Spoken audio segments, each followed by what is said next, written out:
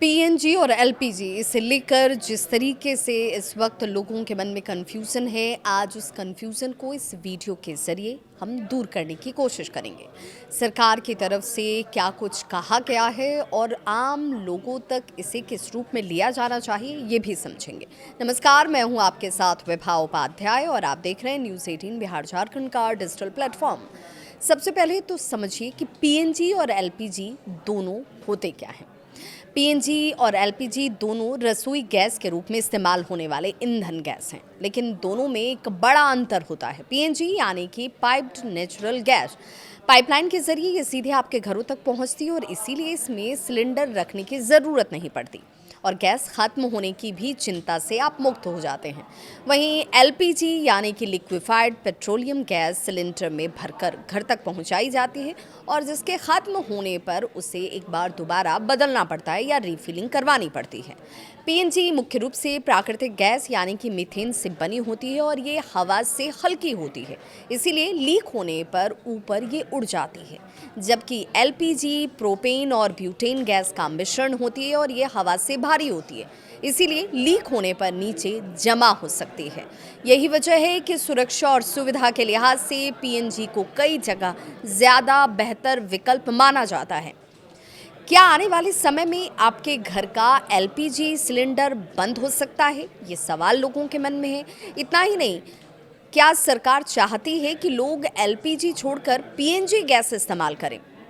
अब ज़रा समझिए, दरअसल केंद्र सरकार ने एक बड़ा फैसला लिया है। जिन इलाकों में पीएनजी यानी कि पाइप्ड नेचुरल गैस की सुविधा उपलब्ध है, वहाँ लोगों को 3 महीने के भीतर एलपीजी से पीएनजी पर शिफ्ट होने को कहा गया है। अगर ऐसा नहीं किया गया तो एलपीजी सप्लाई बंद होने की संभावना भी जाहिर की गई है। लेकिन सवाल ये है कि आखिर सरकार ऐसा क्यों चाहती है? क्या पीएनजी सच में एलपीजी से बेहतर और सस्ती है और इसका आम लोगों पर क्या असर पड़ेगा? आज इस वीडियो में हम आपको पूरा मामला आसान भाषा में समझाने की कोशिश करते हैं। एलपीजी से पीएनजी की ओर क्यों बढ़ रही है सरकार? तो भारत के अधिकतर घरों में आज भी खाना पकाने के लिए एलपीजी सिलेंडर का ही इस्तेमाल होता है। लोग गैस एजेंसी से सिलेंडर लेते हैं और ख़त्म होने पर फिर से उसे बुक करते हैं। लेकिन अब सरकार धीरे धीरे पीएनजी यानी कि पाइप्ड नेचुरल गैस को बढ़ावा दे रही है। पीएनजी में गैस सिलेंडर में नहीं आती है। ये पीएनजी की अगर बात करें तो ये आपको किसी सिलेंडर में नहीं मिलेगी, बल्कि इसे पाइपलाइन के जरिए सीधे आपके घरों तक पहुंचाया जाता है। यानी जैसे घर में पानी नल से आता है, वैसे ही गैस पाइपलाइन के जरिए पहुंचती है।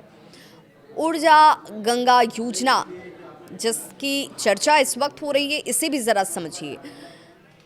पीएनजी के विस्तार के लिए सरकार ने 2016 में एक बड़ी योजना की शुरुआत की थी, प्रधानमंत्री ऊर्जा गंगा योजना। इस योजना का उद्देश्य था कि उत्तर प्रदेश, बिहार जैसे पिछड़े इलाकों में भी गैस पाइपलाइन पहुंचाई जाए। इस योजना का असर अब दिखने भी लगा है। आज देश के 300 से ज़्यादा भौगोलिक क्षेत्रों में पाइप्ड गैस की पहुंच हो चुकी है।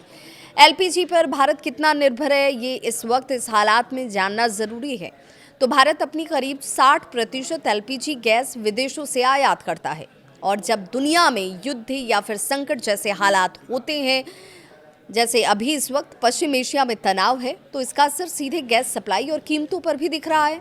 हालांकि नेचुरल गैस की आयात, ये नेचुरल गैस जो है वो भी आयात ही होते हैं, लेकिन उसकी सप्लाई कई देशों से होती है। अब इसमें अमेरिका है, ऑस्ट्रेलिया है, रूस है, मोजाम्बिक, ऐसे तमाम दूसरे देश हैं और इसलिए सरकार मानती है कि पीएनजी सिस्टम ज़्यादा स्थिर और सुरक्षित है।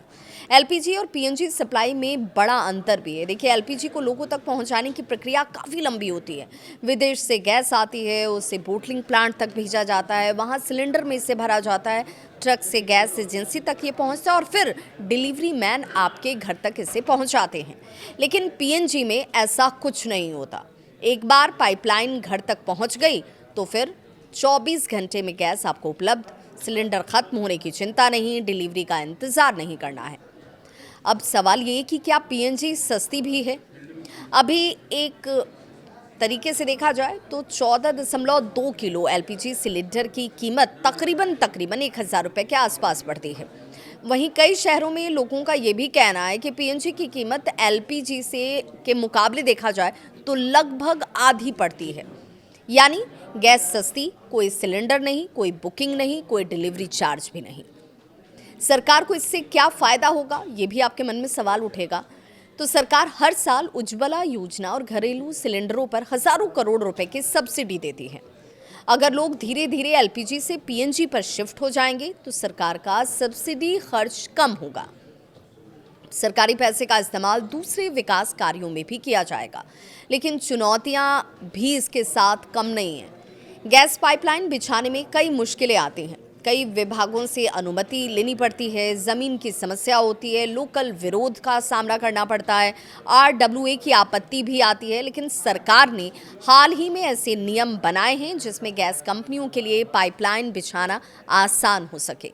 कुल मिलाकर सरकार की कोशिश ये है कि आने वाले वक्त में भारत के ज़्यादा से ज़्यादा घरों में पीएनजी पहुंचे। इससे लोगों को सस्ती और लगातार गैस सप्लाई हासिल हो और सरकार का सब्सिडी का बोझ भी कम हो जाए। लेकिन सवाल अब भी बाकी हैं कि क्या देश के हर शहर और गांव तक पीएनजी पहुंच पाएगी और क्या लोग सच में एलपीजी छोड़कर पीएनजी अपनाने के लिए तैयार हैं। अगर आपको ये जानकारी उपयोगी लगी हो तो वीडियो को लाइक करें और ज़्यादा से ज़्यादा लोगों तक इसे शेयर कर पहुंचाएं।